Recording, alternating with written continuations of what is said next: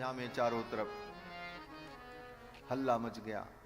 राम जी आ रहे हैं, प्रभु आ रहे हैं। अब तो चारों तरफ तैयारी शुरू हो गई, बंधनवार बांधे गए, पताकाएं बांधी गई, राजमार्ग पर जल का छिड़काव हुआ, पुष्प की पंखुड़ियां बिछाई गईं और सभी लोग उत्साह में, आनंद में इधर उधर दौड़ने लगे। विमान फिर प्रयाग से चला, तो प्रयाग से चल करके वो विमान फिर आया तो नंदिग्राम में उतरा। और नंदिग्राम में जब विमान उतरा, भैया भरत ने दौड़ करके पादुकाओं को ले जाकर के भगवान के चरणों में रखा। भगवान विमान से उतरे तो उन्हीं पादुकाओं पर अपने पैर को ठाकुर जी ने रखा, अपने चरणों में। जिन पादुकाओं को लेकर के भरत जी आए थे, उन पादुकाओं को चरणों में समर्पण किया। ये पादुका समर्पण ही राज्य समर्पण था।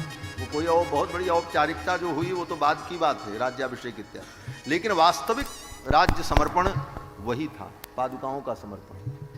क्योंकि वही पादुकाएं सिंहासन पर विराजमान थी, उन पादुकाओं को चरणों में अर्पित किया। भगवान ने भरत को उठा करके हृदय से लगाया, शत्रुघ्न को हृदय लगाया।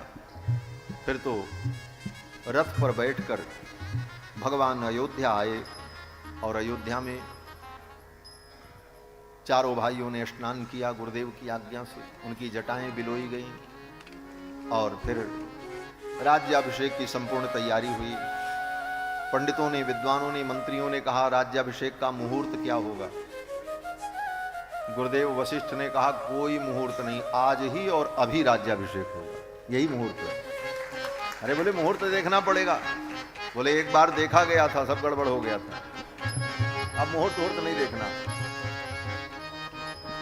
कहते ना मुहूर्त किसने देखा था? बोले वशिष्ठ जी ने ही देखा था। सूरदास जी कहते ना कि मुनि वशिष्ठ से पंडित ज्ञानी शोध के लगन धरी, लेकिन कुछ नहीं। वशिष्ठ जी ने कहा कोई मुहूर्त नहीं देखना है, राम जी जिस समय राजा बनेंगे वही सबसे सुंदर मुहूर्त, और ऐसे शुभ कार्य में विलंब करना ठीक नहीं है। आज और अभी राम जी का राज्याभिषेक होगा। अब गुरुदेव वशिष्ठ ने कहा, फिर कौन टाल सकता था।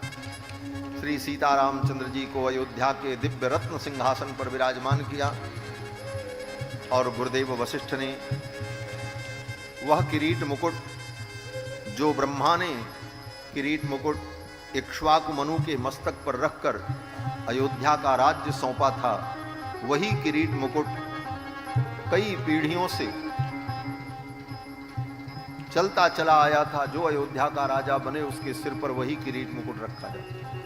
उस किरीट मुकुट को वशिष्ठ जी महाराज ने अपने हाथों से उठा करके राम जी के सिर पर जब रखा तो देवताओं ने पुष्प की वर्षा की, जय जयकार की। और फिर प्रथम तिलक वशिष्ठ मुनि ने किया राम जी के मस्तक पर और फिर ब्राह्मणों ने आशीर्वाद दिया महाराज।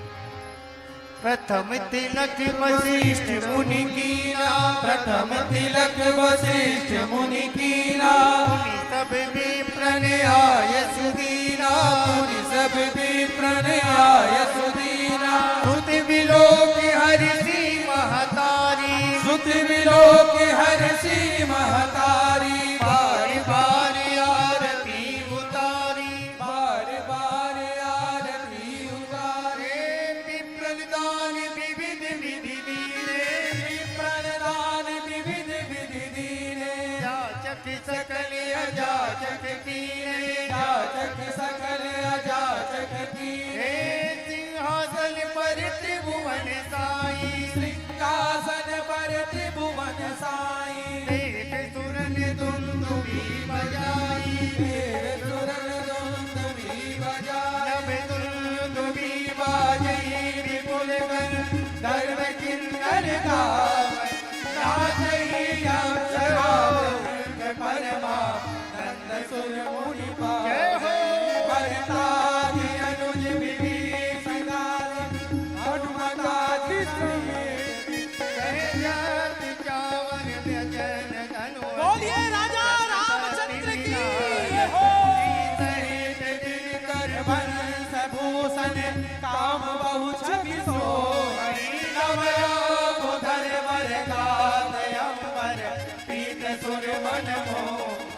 मुकुटांगदादि विचित्र भूषण, अंग अंगज प्रति सजे। अम्बोज नयन विशाल उर्बुज, निरखंति तेहा धन्य नर निरखंति तेहा धन्य नर निरखंति ते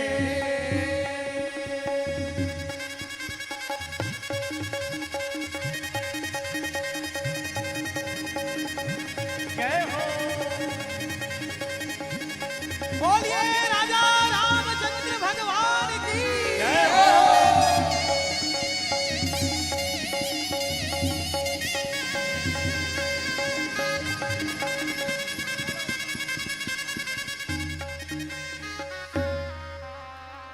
श्री सीतारामचंद्र भगवान की जय। भगवान का राज्याभिषेक होता है।